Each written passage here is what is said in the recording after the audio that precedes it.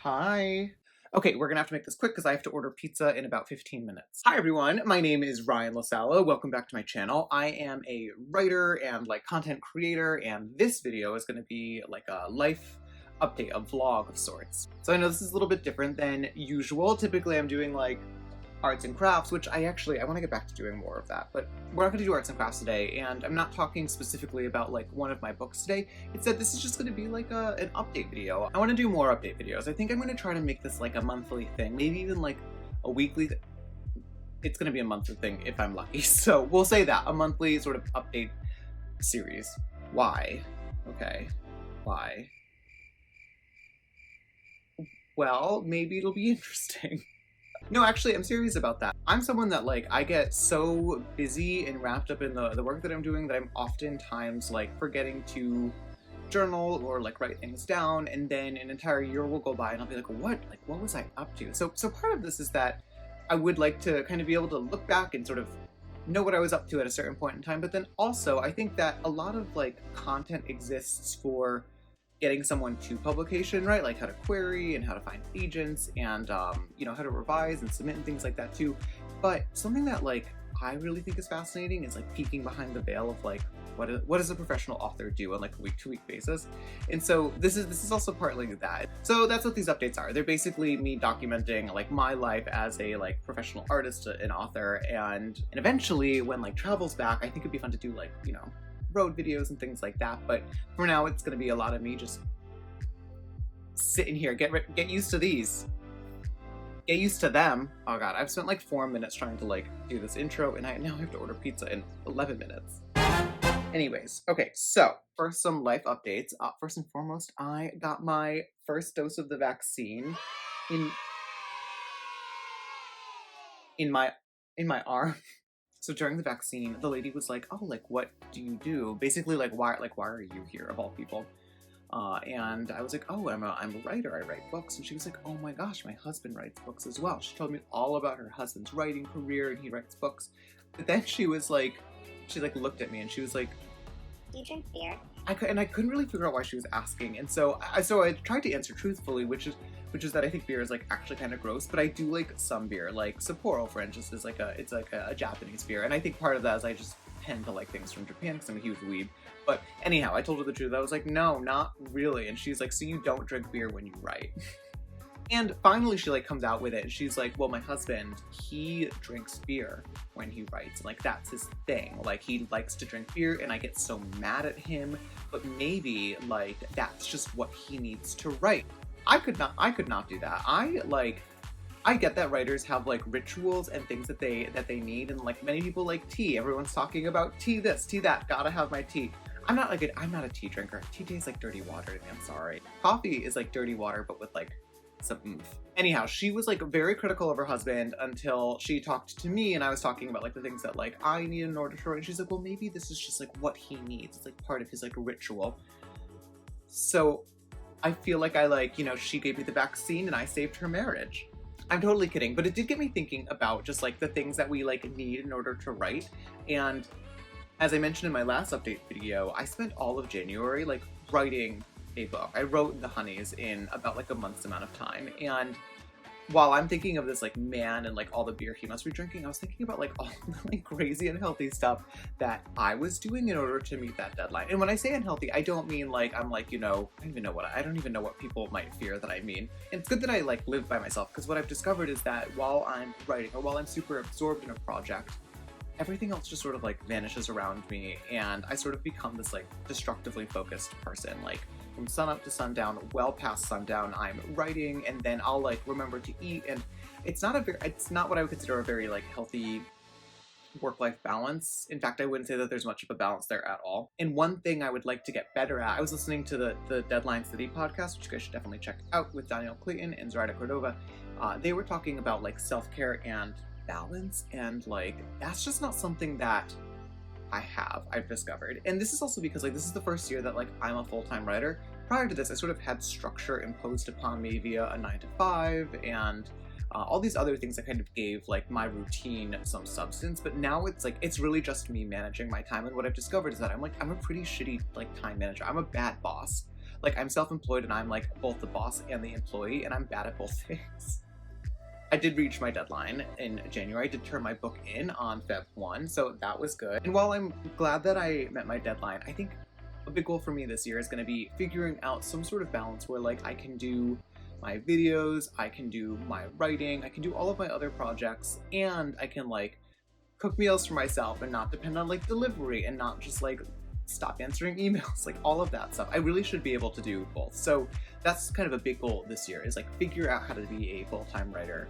Maybe I will try beer. I'm just kidding. I'm not going to try beer. Please don't make me. Don't hold me to that. Anyways, so I got my vaccine. Now, as to what I've been doing recently, I haven't been doing that much writing. I've been mostly doing a lot of research because while I was writing the Honeys, I didn't have a ton of time to like stop and research the things that I knew that I should be looking into, but just didn't have time to stop and like fully consider. When I research, I like to research really broadly on something. Sometimes I'll find something that like really captivates me and I'll really focus on that one thing. But typically I'll have a subject matter and I will read basically as much as I can and as widely as I can on it, because I'm never quite sure what's going to be useful or what I'm going to find inspiring. And so I didn't really get to do that with the Honeys, and I'm doing it now. So the other benefit of no longer writing is that I'm doing a lot more reading. I don't know about you, I know a lot of writers follow me, and I'd be curious, so comment down below if you have like an opinion about this. When I'm writing something, I don't really read a ton of other things. I don't really like that input. I don't like that like interference in my mind. I just feel better about what I'm writing if I know that it's not necessarily like the echo of something else that I'm reading currently. The other reason this is sort of important with the Honeys is because the Honeys is sort of my first book that's going to be in like the horror genre. Now, I like horror a lot, but I don't read a ton of horror. I think I've probably read like a few horror books. So I'm pretty green when it comes to like what makes a horror novel good. And I knew that going into it. I knew that right away. And what I'm operating with instead is not necessarily like a profound knowledge about the genre, the written version of it, but more like I'm more operating with like what scares me. That's kind of what I'm working with, and it sort of felt like going into it I was a little bit unprepared because I didn't know a ton about what I was trying to do. Or actually, you know what, that's not quite right. I knew exactly what I wanted to do, I just wasn't sure how I should do it. But that word, should, how you should do something, oftentimes like the notion that there's a should, right, like that there's a proper way to actually complete kind of the thing that you're trying to do, gets in the way of actually like starting on it, right? Because if you're like me, you may have sort of like perfectionist tendencies. Perfectionism is basically, it's like procrastination with her like corset cinched, right? It's a really like glamorous version of procrastination because it stops you from actually doing the work. And so I don't like having a ton of like knowledge about what I'm trying to do if I know that I'm the only audience for it, right? Like I kind of just like this like very pure creativity that I get to work with if I'm not bogging myself down with a lot of expectations, a lot of shoulds. So that's part of why I didn't read a ton going into this project. I didn't want a lot of that in my mind, controlling my point of view as I wrote this book. Now, however, now that the initial draft is done, is complete, and now that I'm waiting for notes from my editor, now is, I think, the time for me to absorb a lot more of that like education that I didn't really start out with. So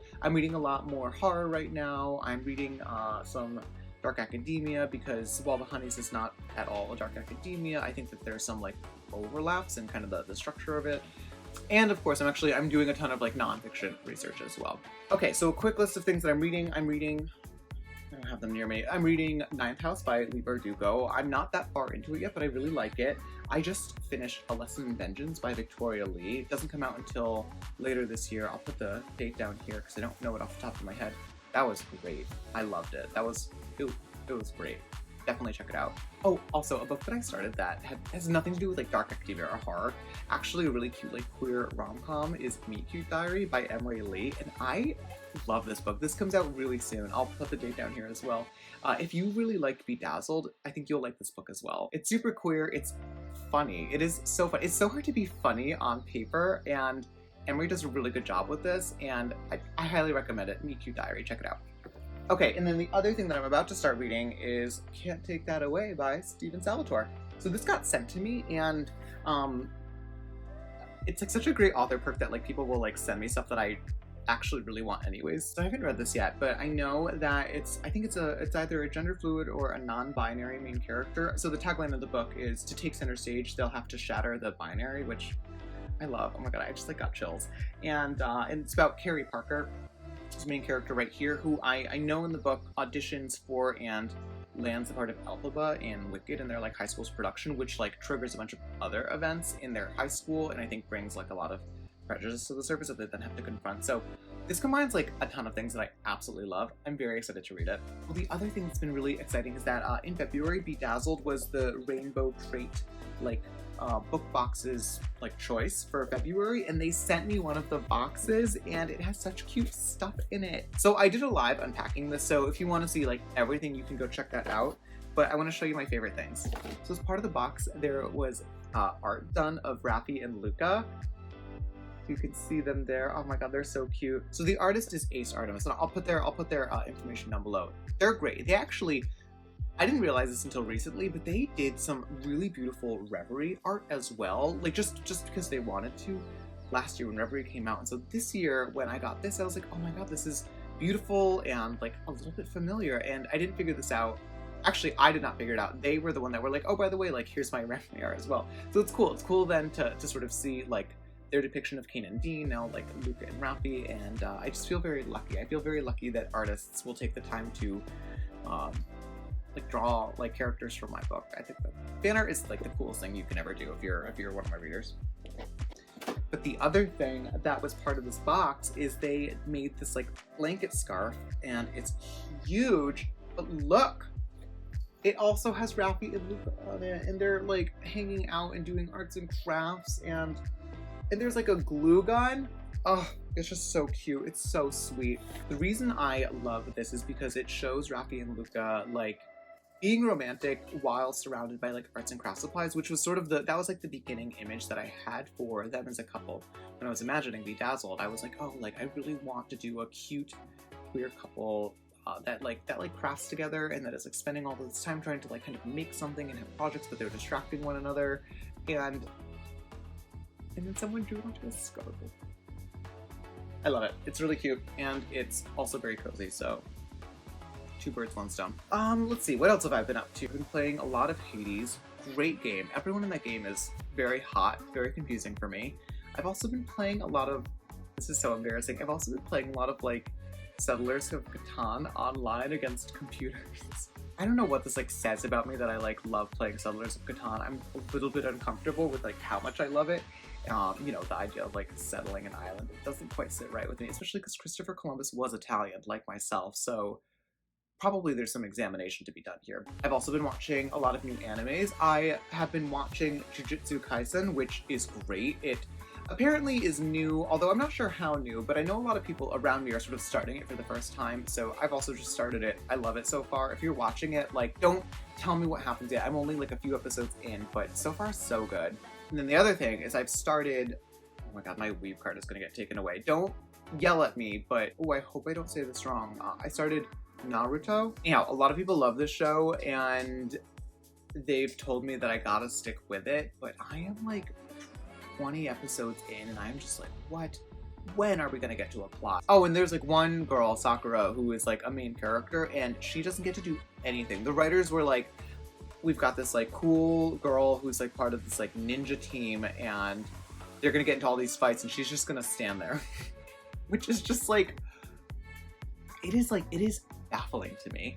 And I asked people, I was like, does she ever like get around to doing stuff? And people seem pretty divided. Some people were like, yes, stick around, like she'll get her moment or her moments. But some people who I trust also were like, no, if you're waiting for her to do like something cool, or if you want to like, if that's going to be the payoff for you, like just give up now, just go YouTube it. I think it's going to be one of those shows that I sort of like leave on when I'm like cooking or like cleaning, or just kind of to have in the background. I'm watching it with dubs so that I can like do other stuff like arts and crafts and projects while it's on, and not have to like read all the subtitles. Oh shit. I forgot to order the pizza. I have to go. Okay, if you're still here, it was great chatting with you. Thanks for coming to my updates.